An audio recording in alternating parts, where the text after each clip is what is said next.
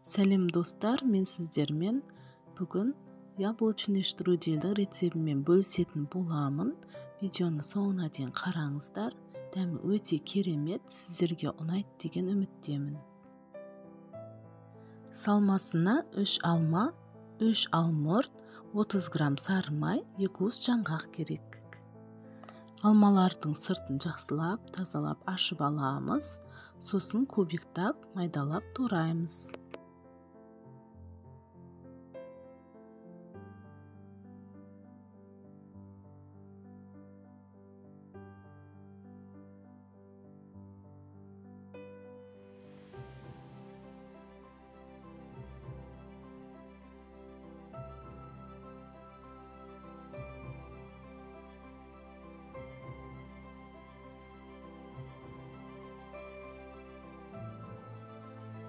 Турап болды, дайын болды.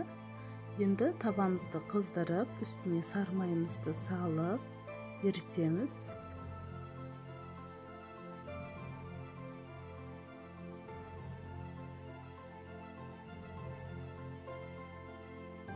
Енді табаға алмаларымызды салып, араластырып, қуырып аламыз.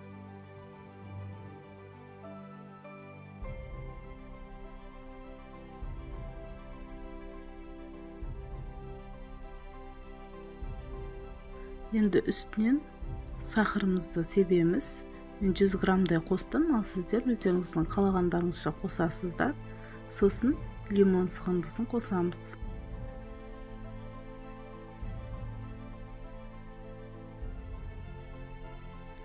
Енді барлығын жақсылап араластырып қуырып аламыз.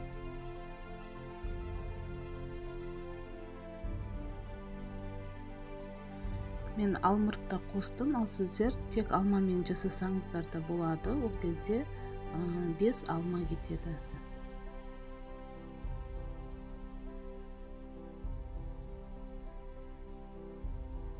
Ал енді қамырын жайып дайындаймыз.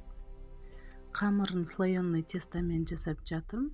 Алдыңғы видеомда қатпарлы самса салған болатынмын. Сол самсада қатпарлы қамырдың жасалу жолын көрсеткен болатынмын. Сол бойынша жасасаңыздар өте керемет болады.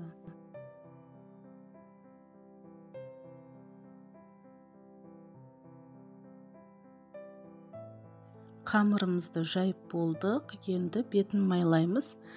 Мен сары маймен майлап жатырмын, ал сіздер пісте маймен майласаңыздар болады.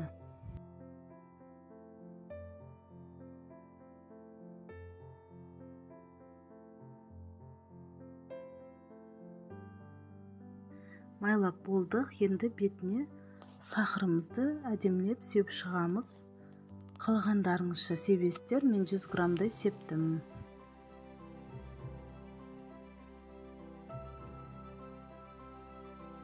Енді қамырдың үстінен қуырылған алмамызды себеміз. Барлық жеріне жеткізіп жағып шығамыз.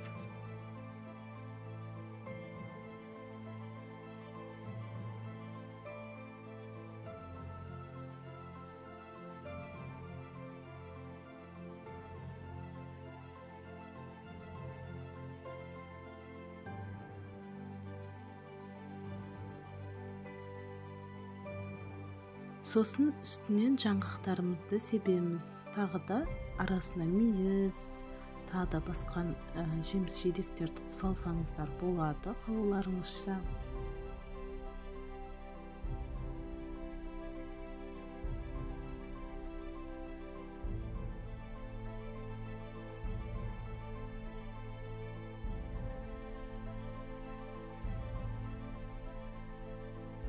Енді дайын болған тестамызды орап шығамыз.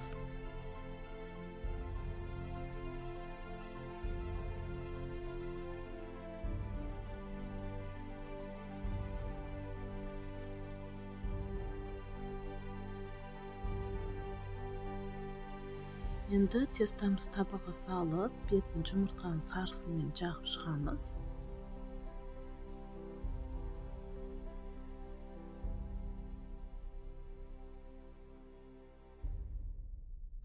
Сосын бетін осылай вилкамен тесіп шығамыз.